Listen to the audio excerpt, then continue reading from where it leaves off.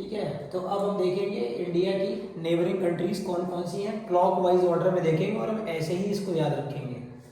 तो सबसे पहले है पाकिस्तान, पाकिस्तान के बाद अफगानिस्तान, के बाद चाइना, उसके बाद नेपाल, और बीच में एक स्टेट पड़ता है, ये हमारा स्टेट है सिक्किम, और उसके बाद दूसरा देश है जिसका नाम है भूटान ये, और उसके अंदर म्यांमार ईस्ट में, साउथ ईस्ट में, और बांग्लादेश है इधर, और श्रीलंका और मालदीव्स। जैसा कि हम देख सकते हैं कि 7 देश हैं जिनकी कनेक्टिविटी इंडिया से लैंड से हो रही है। पाकिस्तान 1, अफगानिस्तान 2, चाइना 3, नेपाल 4, भूटान 5, म्यांमार 6, बांग्लादेश 7, और 2 देश ऐसे हैं जिनकी कनेक्टिविटी वाटर बाउंड्री से हो रही है, श्रीलंका और मालदीव्स।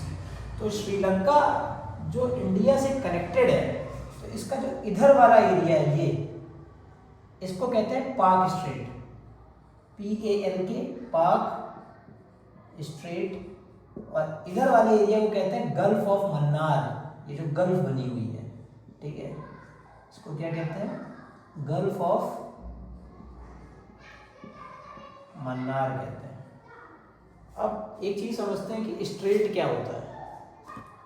जब 2 big land masses water channel से सेपरेट हो तो उसको स्ट्रेट कहते हैं, ठीक है। जैसे कि ये नॉर्थ अमेरिका है और ये साउथ अमेरिका है, तो ये दोनों एक स्ट्रिप ऑफ लैंड से जुड़े हुए हैं। तो 2 बिग लैंड मासेस जब किसी स्ट्रिप ऑफ लैंड मास से जुड़े हो तो उसको इस्थमस कहते हैं, ठीक, इसको इस्थमस ऑफ पनामा कहते हैं, ठीक, इस जगह को इस्थमस ऑफ पनामा कहते हैं, अदरवाइज सिर्फ इस्थमस कहते हैं। और जब कोई 2 बिग लैंड मास अलग हो जाए और उनके बीच में वाटर चैनल हो तो उसको हम लोग स्ट्रेट कहते हैं। जैसे इस स्ट्रेट का नाम है पाक स्ट्रेट, ठीक, और इस तरफ जो गल्फ बनी हुई है उसका नाम है गल्फ ऑफ मन्नार। तो अब इसमें हम ये देखेंगे कि हमारे ये सारे पड़ोसी देश हैं, सबसे बड़ा बॉर्डर कौन सा देश इंडिया के साथ शेयर करता है, और सबसे बड़ा बॉर्डर जो लगता है हमें दिख तो रहा है चाइना, पर ऐसा है नहीं, बांग्लादेश का बॉर्डर सबसे बड़ा बॉर्डर है, ठीक है। तो बांग्लादेश का जो बॉर्डर है वो इंडिया के साथ 4096 किलोमीटर का है, ठीक है। उसके बाद चाइना का बॉर्डर है, चाइना का बॉर्डर है 3488 किलोमीटर। उसके बाद पाकिस्तान का बॉर्डर है 3323 किलोमीटर। उसके बाद आप गेस करके बता सकते हैं किसका होगा, नेपाल का बॉर्डर होगा। किसका बॉर्डर होगा, नेपाल का। नेपाल का बॉर्डर है 1751 किलोमीटर, 1751 किलोमीटर। उसके बाद हमारा कौन सा पड़ोसी देश बच गया, म्यांमार बचा, भूटान बचा। तो म्यांमार भूटान में सबसे छोटा कौन सा होगा, भूटान सबसे छोटा होगा, फिर म्यांमार होगा। तो म्यांमार का बॉर्डर का लेंथ कितना है, 1643 kilometre, 1643 kilometre. Then after Bhutan, और भूटान के बाद अफगानिस्तान। अफगानिस्तान का जो बॉर्डर है वो 106 किलोमीटर का है केवल, और जो भूटान का बॉर्डर है वो है 699 किलोमीटर का है, 699 किलोमीटर का है। अफगानिस्तान के साथ हमें ये समझ लेना चाहिए कि हम कह तो रहे हैं थियोरेटिकली अफगानिस्तान को कि हमारा वो पड़ोसी देश है, लेकिन ये जो एरिया है ये इधर वाला, ये पाक ऑक्यूपाइड कश्मीर के अंदर आता है, इसलिए प्रैक्टिकली हम नहीं कह सकते कि अफगानिस्तान हमारा पड़ोसी देश है। तो हम थियोरेटिकली कह सकते हैं कि अफगानिस्तान हमारा पड़ोसी देश है, but in practical we are not sharing the borders with Afghanistan. तो ये जो इंडिया है जिसको हमने देखा था अपने पहले पार्ट में कि 2.4% है पूरे 100% का, तो ये है कितना एरिया, ये एरिया है 3.28 मिलियन स्क्वायर किलोमीटर, जो कि 2.4% है पूरे टोटल लैंड मास का। जितना भी दुनिया में टोटल लैंड मास है अगर 100% है तो उसका ये कितना परसेंट है, 2.4% है। और इंडिया का एरिया कितना है, 3.28 मिलियन स्क्वायर किलोमीटर है। एरिया वाइज इंडिया की रैंक 7th है, रंकूबाई वाली ट्रिक हमने देख ली थी। और अगर कोस्टल लाइन की अगर हम बात करें तो इंडिया की रैंक 18th थी, और सबसे पहली रैंक इसकी थी कनाडा की थी, ठीक है। अब अगर हम ये देखें कि इंडिया पूरे वर्ल्ड में कहाँ है, ठीक है, तो ज़रा हम इसको देखते हैं।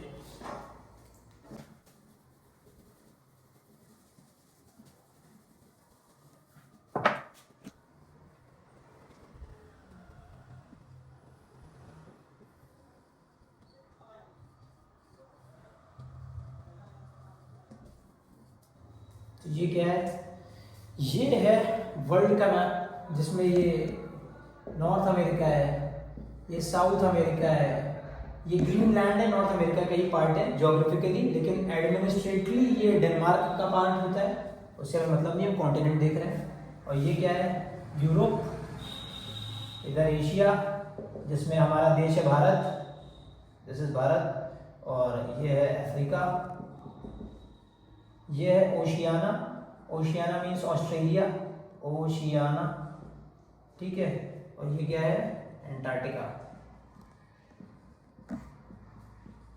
ये एंटार्क्टिका है।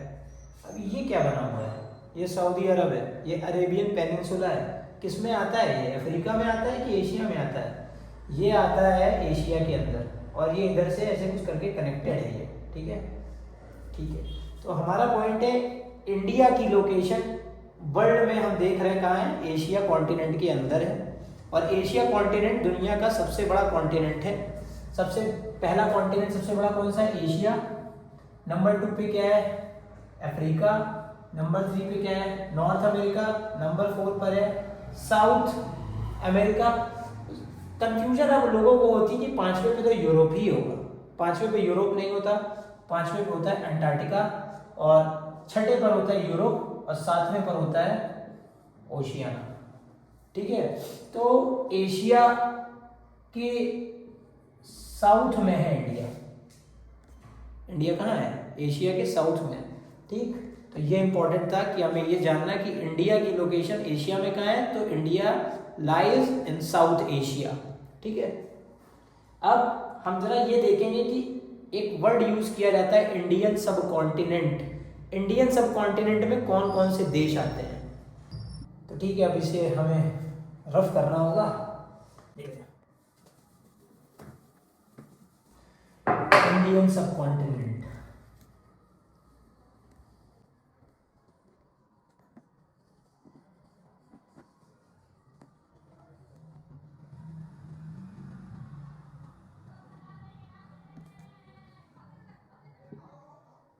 ठीक है,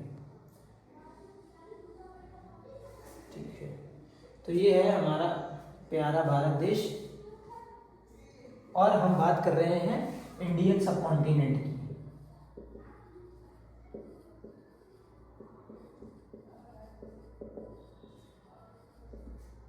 तो हमने देखा इंडिया कहाँ है, साउथ एशिया में है। इधर कौन सा देश है, एक अफगानिस्तान,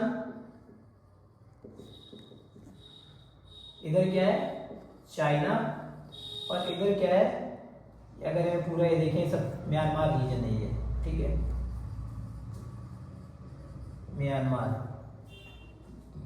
और भारत के जो पड़ोसी देश हैं वो कौन कौन से, पाकिस्तान, और इधर ये नेपाल, भूटान, म्यांमार, और ये बांग्लादेश, इधर श्रीलंका, और ये मालदीव्स, ठीक है भाई। तो समझना इसमें ये है, except Afghanistan, China and Myanmar, all the neighbours of India including India is called Indian subcontinent. अगर हम अफगानिस्तान, चाइना और म्यांमार को छोड़ दें तो बाकी जितने भी भारत के पड़ोसी देश हैं वो सारे के सारे देशों को मिलाकर कहा जाता है इंडियन सब कॉन्टिनेंट, क्योंकि अफगानिस्तान को हम कहते हैं वो मिड ईस्ट में है, चाइना को क्या कहते हैं, ईस्ट एशिया में है, म्यांमार को क्या कहते हैं हम लोग, साउथ ईस्ट एशिया में। कहाँ पर है, साउथ ईस्ट एशिया में। चाइना को कंसीडर किया जाता है ईस्ट एशिया में है, अफगानिस्तान को कंसीडर किया जाता है मिड ईस्ट एशिया में, ठीक है। तो ये हमें समझना चाहिए कि इंडियन सब कॉन्टिनेंट में कौन से देश होंगे, जितने भी भारत के पड़ोसी देश हैं उसमें हम अफगानिस्तान, चाइना और म्यांमार को छोड़ दें तो वो सारे के सारे देश क्या कहे जाएंगे, इंडियन सब कॉन्टिनेंट कहे जाएंगे। ठीक है, तो अब यहाँ से हम चलेंगे थोड़ा नेक्स्ट कॉन्सेप्ट की तरफ जो हमें चैप्टर 1 में आना ही चाहिए। ये हम हेडिंग रब कर देते हैं, इसको पढ़ा लेने देते हैं, कोई दिक्कत नहीं है। अब हम पढ़ेंगे जैसे कि हमने ये सबसे पहले पढ़ा था पार्ट 1 में, यहाँ से क्या लॉन्गिट्यूड की वैल्यू थी 68 डिग्री 7 मिनट ईस्टर्न लॉन्गिट्यूड, और यहाँ की वैल्यू क्या थी 97 डिग्री 25 मिनट ईस्टर्न लॉन्गिट्यूड। ठीक है, अब दिन में हमारे पास होते हैं 24 घंटे, 24 घंटे और 1 घंटे में मिनट होते हैं 60 या 60, और जो अर्थ है इसमें कितने टोटल लॉन्गिट्यूड्स होते हैं 360। अगर हम इसको सॉल्व कर लें तो हमारे पास निकल के आएगा वैल्यू 4। ये 4 वैल्यू क्या है, ये 4 वैल्यू ये दिखा रही है कि ये अर्थ है, ये एक लॉन्गिट्यूड है और ये दूसरा लॉन्गिट्यूड है। जाहिर सी बात है कि जो बीच से सेंटर से जो लाइन पास हो रही है वर्टिकली 0 डिग्री की, इसको हम लोग कहते हैं प्राइम मेरिडियन। ये पीएम मत समझ लेना घड़ी वाला, प्राइम मेरिडियन ही से समझना। ठीक है, प्राइम मेरिडियन, प्राइम मेरिडियन के ईस्ट साइड में 1 डिग्री 2 डिग्री 3 डिग्री ऐसे चल के हो रहा होगा, और वेस्ट साइड में भी 1 2 3 4 डिग्री ऐसे करके आगे बढ़ रहा होगा। तो मैं कह रहा हूं कि इन दोनों लॉन्गिट्यूड के बीच में जो गैप होगा वो 4 मिनट का गैप होगा। कितने मिनट का गैप होगा, 4 मिनट का। तो हम कह सकते हैं कि 1 लॉन्गिट्यूड के अंदर 4 मिनट का गैप होता है। तो अगर हम ये देखें, जो गुजरात का सबसे लास्ट पॉइंट है, वेस्टर्न पॉइंट है, जिसको गुहार मोटी कहते हैं, वो 68 डिग्री 7 ईस्टर्न लॉन्गिट्यूड पर है, और जो इंडिया का सबसे ईस्टर्न मोस्ट पॉइंट है जिसको किबीथू कहते हैं, जो कि अरुणाचल प्रदेश में है, उसका लॉन्गिट्यूडनल वैल्यू कितना है 97 डिग्री 25 मिनट ईस्टर्न लॉन्गिट्यूड। तो अगर हम ये कैलकुलेट करें कि इन दोनों पॉइंट के बीच में कितने लॉन्गिट्यूड है, अप्रोक्सीमेटली 97 ले लेते हैं, 25 लेने की कोई खास जरूरत नहीं है, और इधर से 68 ले लेते हैं, और हमें डिफरेंस पता करना है तो माइनस कर देंगे। तो 17 में 8 जाएगा तो कितना बचेगा 9, और 8 में 6 गया तो आया 2। तो there are 29 longitudes between Guhar Moti and Kibithu, western most point and the eastern most point. There are 29 longitudes, and we know that in one longitude we have 4 minutes. So in 29 longitudes we have how many minutes? There are 116 minutes. 116 minute होंगे। तो 116 minute को हम लोग approximately 120 minute कह सकते हैं, 120 minutes कह सकते हैं, और 120 मिनट्स का मतलब क्या होता है 2 आवर। कितना होता है 2 घंटे। तो हमें पता है कि सूरज किधर से निकलता है, ईस्ट से निकलता है, पूरब से निकलता है। हालांकि सूरज तो स्टैटिक है, वहीं पर है, धरती घूम रही है। हमारे रेफरेंस में जो अपैरेंट शिफ्टिंग हो रही है सन की, वो कहां से होती है, ईस्ट की तरफ से होती है, और वेस्ट की तरफ जाके सन सेट हो जाता है। तो ठीक है, अब यहाँ का कोई आदमी जो किबीथू पे रहता है, वो सूरज देखा, हमने देखा कि यहाँ से यहाँ के बीच में 2 घंटे का गैप है। इस आदमी को, इसने सूरज देखा और ये सुबह सोकर उठ गया, और इसको यहाँ पर काम करने आना था, आ गया। अब यही सूरज, जब सूरज देवता जी जब इधर आएंगे तो ये आदमी सोकर उठेगा, ठीक है, ये आदमी इधर सोकर उठेगा, और इसको भी यहीं पर काम करने जाना है। तो ये आदमी से क्या कहेगा, इस आदमी से कहेगा यार मैं तुम्हारा वेट इतनी देर से कर रहा हूं, तुम अभी तक कहाँ थे, जबकि मैं तो सूरज देख के तुरंत सो के उठ के चला आया था। कहेगा यार ऐसी कैसी बात है, मैं भी तो सूरज देख कर ही एकदम उठा हूं। तो दोनों में हो सकता है झगड़ा हो जाए। तो इस झगड़े की नौबत ना आए, इसलिए क्या सेट किया गया, इंडियन स्टैंडर्ड टाइम। उस इंडियन स्टैंडर्ड टाइम पे जो भी टाइम हो रहा होगा वो टाइम पूरे इंडिया को फॉलो करना होगा। तो ये जो इंडियन स्टैंडर्ड टाइम है, ये पास होता है 82.5 डिग्री ईस्टर्न लॉन्गिट्यूड से। ठीक बात, कितने डिग्री से पास होता है, 82.5 डिग्री ईस्टर्न लॉन्गिट्यूड से पास होता है। और जो हमें याद रखना है, वो हमें याद रखना है कि उत्तर प्रदेश में एक जगह है प्रयागराज। क्या जगह का नाम है, प्रयागराज, और इसके 2-3 नाम दिए हुए, नैनी, NAINI नैनी, और एक और नाम दिया मिर्ज़ापुर, ये सब उत्तर प्रदेश में है। यहाँ पर जो टाइम हो रहा होगा इन जगहों पर, वही टाइम पूरे इंडिया को फॉलो करना होगा, ताकि इस तरीके की दिक्कत ना हो। जैसे कि 2 घंटा पहले सूरज इधर दिख रहा है तो फिर 2 घंटे बाद इधर सूरज दिखेगा, तो सूरज से टाइम हमने डिसाइड करके, बल्कि अपनी एनालॉग या डिजिटल वॉच या अपने फ़ोन की वॉच से टाइम से कनेक्ट रहें, तो इसलिए हमें क्या बनाया गया, हमने क्या बनाया, इंडियन स्टैंडर्ड टाइम बनाया, जिसकी वैल्यू कितनी है 82.5 डिग्री। ईस्टर्न लॉन्गिट्यूड कहाँ से पास हो रही है, प्रयागराज, नैनी या मिर्ज़ापुर, तीनों ही उत्तर प्रदेश के अंदर है। अच्छा, इतना तो बुक में दिया हुआ है। थोड़ा सा इंपॉर्टेंट और देख लेते हैं कि इसके नीचे कौन कौन से स्टेट से और पास हो रही है। अब उत्तर प्रदेश के ऊपर तो नेपाल रहेगा, इसको मैं थोड़ा सा और ऊपर बनाना चाहता हूँ। उत्तर प्रदेश यहाँ से यहाँ तक है पूरा, ठीक है। तो उत्तर प्रदेश, फिर मध्य प्रदेश का थोड़ा सा बॉर्डर टच करेगा, मध्य प्रदेश के बाद छत्तीसगढ़ का भी बॉर्डर थोड़ा सा टच करेगा, उड़ीसा का भी बॉर्डर टच करेगा, और आंध्र प्रदेश का बॉर्डर टच करेगा। तो 5 state, UP, MP, Chhattisgarh, Chhattisgarh के बाद उड़ीसा, उड़ीसा के बाद सबसे लास्ट में आंध्र प्रदेश, आंध्र प्रदेश। तो 5 स्टेट से इंडियन स्टैंडर्ड टाइम पास होता है, समझ में आई। और ये जो स्टैंडर्ड टाइम श्रीलंका भी फॉलो करते हुए जाता है। तो ये बात समझ में आ गई, ये कॉन्सेप्ट हो गया पूरा इंडियन स्टैंडर्ड टाइम का। अब हम देखेंगे इंडिया में कितने स्टेट्स हैं और उनकी क्या कैपिटल्स हैं, और इंडिया में कितनी यूनियन टेरिटरीज हैं और उनके हेडक्वार्टर्स क्या है। ये बात याद रहे कि जो भी यूनियन टेरिटरी होती है उसके हम कैपिटल ना बोल के वर्ड प्रेफर करते हैं हेडक्वार्टर, ठीक है। मूव होते हैं इस तरफ।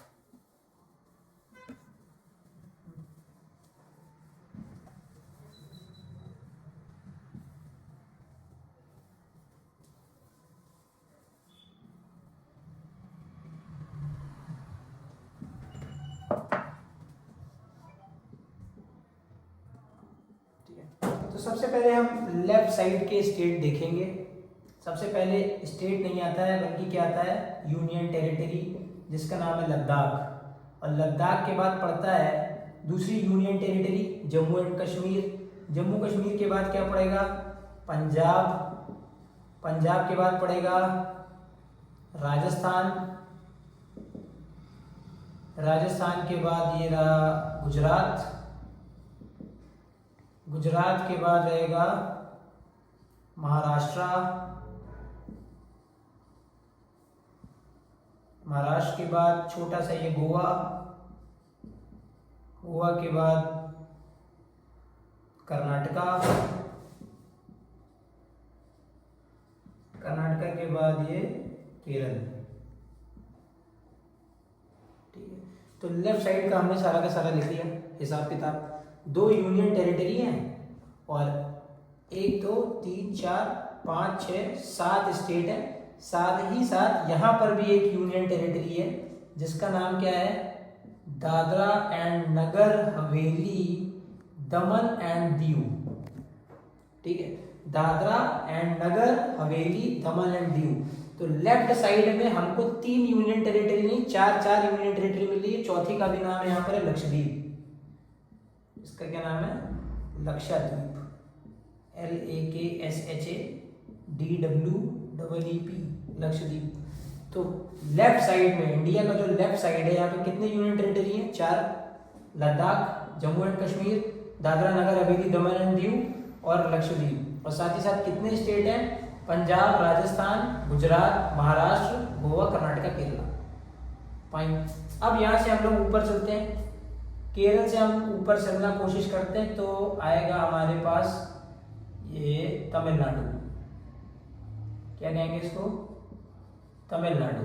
और तमिलनाडु से ऊपर जाएंगे तो आएगा हमारे पास क्या, इसको थोड़ा सा मैं ज्वाइन कर देता हूँ इसके अंदर, कर्नाटक को ऐसे, ठीक। उसके बाद आएगा मेरे पास ये आंध्र प्रदेश।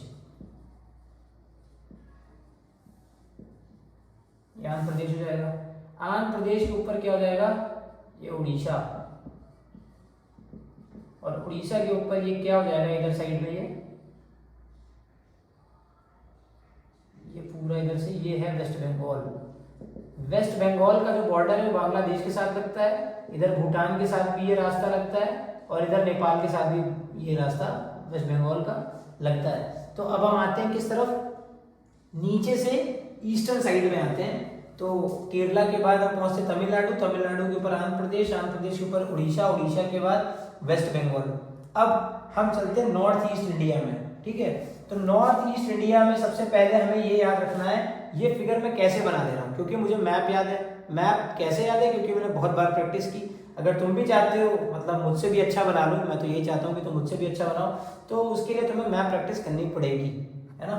तो इसको मैं कंसीडर करता हूँ हाथी के कान के जैसा। ये एरिया ऐसा लग रहा है कि मेरी इमेजिनेशन में कि ये हाथी का कान है, तो मैंने ऐसा अपना खुद ही मैं फील कर लेता हूँ कि भैया ठीक है हाथी का कान बनाना है। तो ये ऊपर वाला जो एरिया है ये है अरुणाचल प्रदेश, और जो दूसरा ये मैंने कॉलम छोड़ रखा है इसको मैं कंसीडर करता हूँ, मैं क्या कंसीडर करता हूँ वो है ये नागालैंड। नागालैंड के बाद ये जो बना रखा है ये क्या है, मणिपुर। मणिपुर के बाद ये एरिया क्या है, मिजोरम, ठीक है। और ये एरिया क्या है, ये एरिया है त्रिपुरा, ठीक है। अब यहाँ बांग्लादेश लगा हुआ है, त्रिपुरा के ऊपर ये एरिया क्या है, ये एरिया है मेघालय, मेघालय। और ये जो बना ये पूरा एरिया ये दैट इज असम, ठीक है। उसके बाद ये जो एरिया ये क्या है, दो कंट्रीज के बीच में, भूटान और नेपाल के बीच में, ये क्या है, सिक्किम। पहले तो हम ये याद कर लें कि इधर से हम चले क्लॉकवाइज ही चलना है। अरुणाचल प्रदेश, नागालैंड, मणिपुर, मिजोरम, त्रिपुरा, मेघालय, असम और सिक्किम, ठीक है। ये हो गया। उसके बाद फिर हम जम्मू एंड कश्मीर के बगल में आ जाते हैं और यहाँ तक चलते हैं पूरे नेपाल तक की। जम्मू कश्मीर के बगल में ये आ गया हमारे पास क्या, हिमाचल प्रदेश। और हिमाचल प्रदेश के बाद क्या आ गया, ये उत्तराखंड। और उत्तराखंड के बाद क्या आएगा, उत्तराखंड के बाद आएगा हमारा उत्तर प्रदेश, यूपी आ जाएगा, ठीक है। इसको यार थोड़ा सा इसको नेपाली कंसीडर कर लो, ये नेपाल का एरिया लग रहा है इधर साइड पूरा, ठीक है। उत्तर प्रदेश हो गया। और उत्तर प्रदेश के बाद क्या हो जाएगा, बिहार, उत्तर प्रदेश, बिहार। और यहाँ पे थोड़ा सा एरिया है, ये क्या होगा, झारखंड, ठीक। और यूपी के नीचे क्या है, मध्य प्रदेश है। मध्य प्रदेश के बाद क्या है, ये ऐसे छत्तीसगढ़ है, छत्तीसगढ़ है। और ये झारखंड का एरिया हो गया, ठीक है। और कर्नाटका, आंध्र प्रदेश, महाराष्ट्र के बीच में एक नया स्टेट बना है 2014 में जिसका नाम है तेलंगाना, ठीक। तो सारे स्टेट ऑलमोस्ट हमने फिल ही कर लिए हैं, कुछ छूट गया, इधर हरियाणा छूट गया, ये हरियाणा है। और हरियाणा और उत्तर प्रदेश, हरियाणा और उत्तर प्रदेश के बीच में यहीं पर एक छोटी सी पड़ती यूनियन टेरिटरी जिसका नाम क्या है, दिल्ली, ठीक है। और यहाँ पर एक हमारे पास क्या है, पुडुचेरी, ये भी एक यूनियन टेरिटरी है। साथ ही साथ ये जो अंडमान एंड निकोबार आइलैंड्स हैं ये भी क्या है,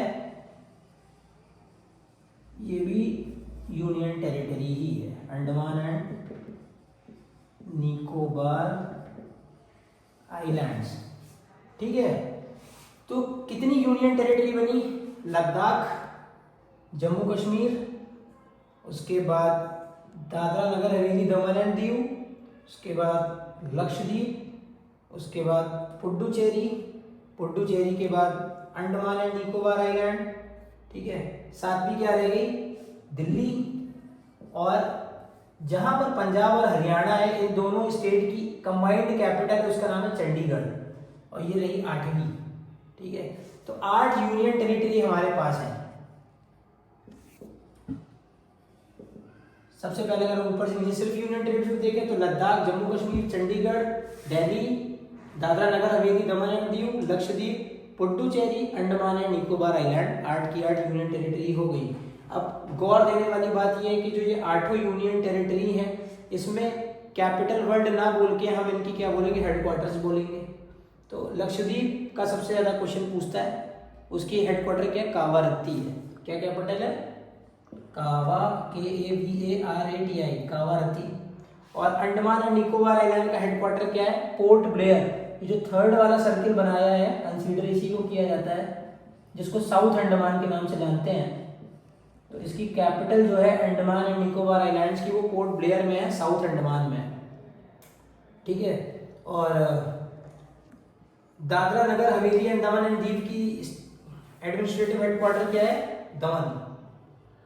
दमन है। पुडुचेरी का पुडुचेरी ही होता है।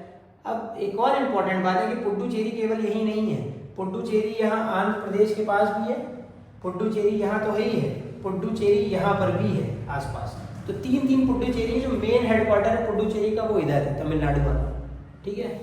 अब सारी कैपिटल्स तुम लोगों को याद करनी होगी, कोई तुम्हारे पास कोई दूसरा ऑप्शन नहीं है। तो लद्दाख की कैपिटल क्या है? लद्दाख की कैपिटल है लेह। जम्मू एंड कश्मीर की कैपिटल क्या है? जम्मू एंड कश्मीर की दो कैपिटल होती है, एक तो विंटर कैपिटल होती है और एक समर कैपिटल होती है।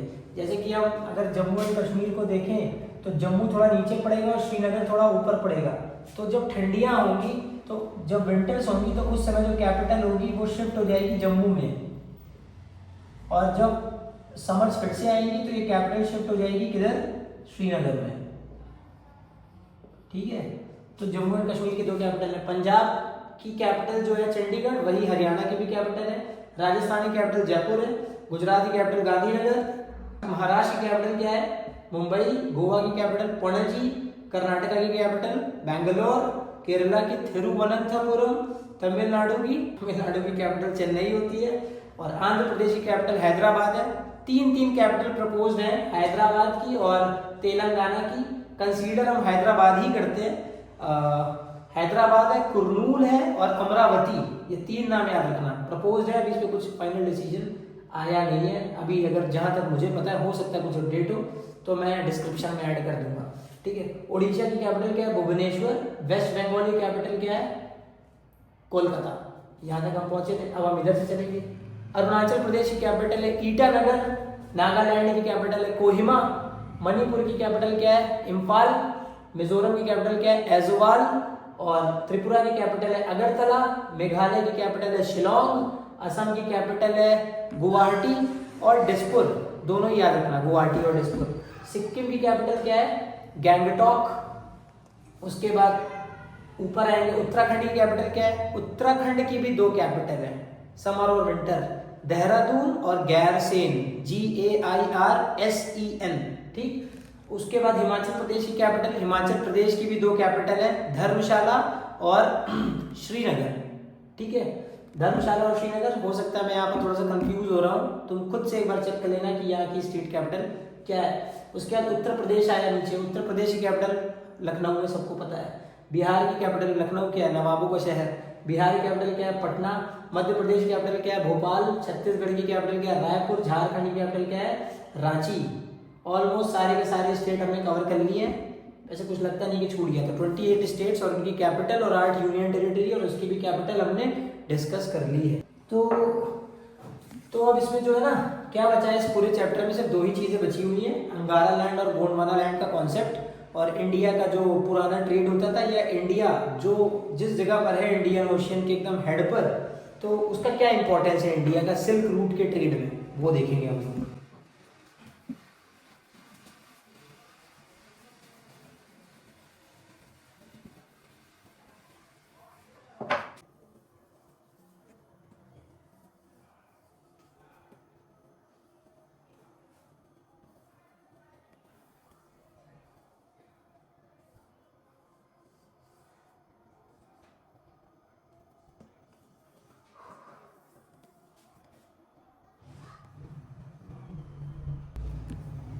ठीक है।